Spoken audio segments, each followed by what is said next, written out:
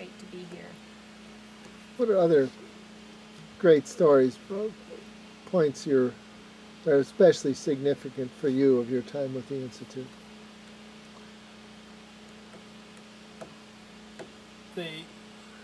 I served in the Punjab for 3 years, and the year after that, I spent almost exclusively working with Sir James Lindsay to secure our consultative status with the Economic and Social Council of the United Nations.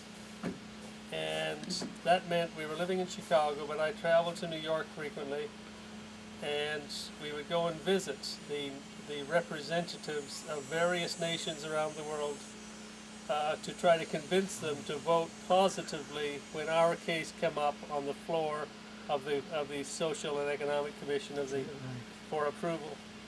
And I remember visiting the representatives from Yugoslavia, from Romania, from Russia, from Cuba, from the United States, from Canada wasn't on the commission, various other nations. Jamaica was on it.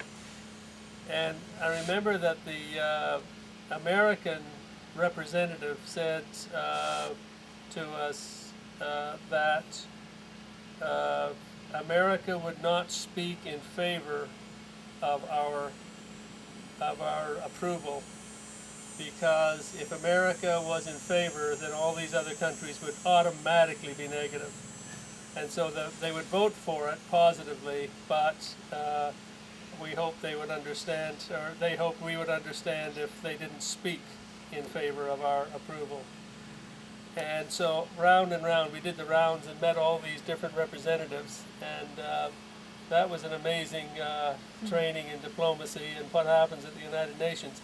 And then the day came for our approval. So James Lindsay and I go up to the center table to be interviewed, and a big semicircle of representatives from various nations parked around us like this. And initially there were just a few simple little questions about how many countries do you work in, and what kind of work do you really do, and this sort of thing. And Sir James, it is quite unusual English, answered these questions quite nicely and simply.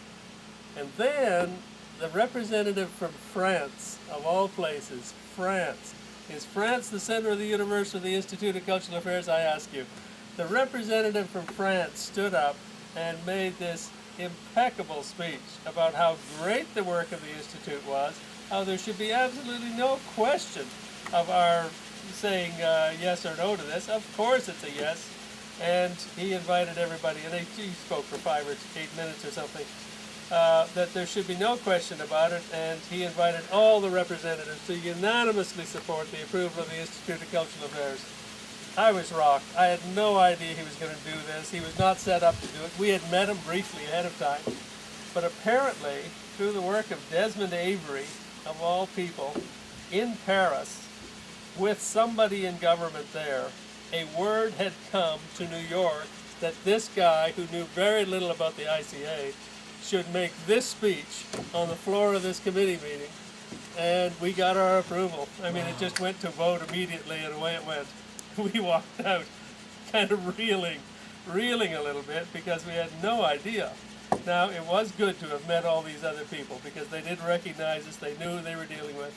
It was good homework to have done, but the fact that France turned the day for us, what can you say?